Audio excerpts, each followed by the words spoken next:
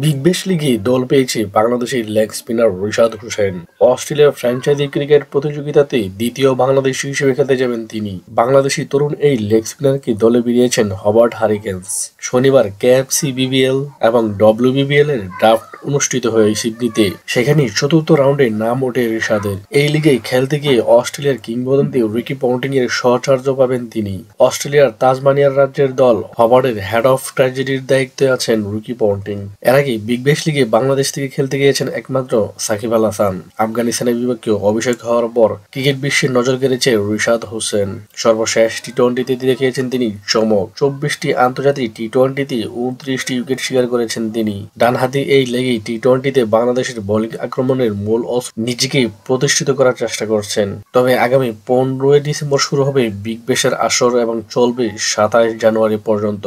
একই সময় হওয়ার কথা বিপিএল। তাছাড়া নভেম্বরে বাংলাদেশের দল ওয়েস্ট ইন্ডিজ সফর করার কথা। জাতীয় দল ও ঘরোয়া লিগের ব্যস্ততায় বিগ ব্যাশ খেলতে পারবে কিনা সেটি এখনো নিশ্চিত নয়। তবে সবচেয়ে বড় কথা, তিনি বিগ ব্যাশে দল পেয়েছেন।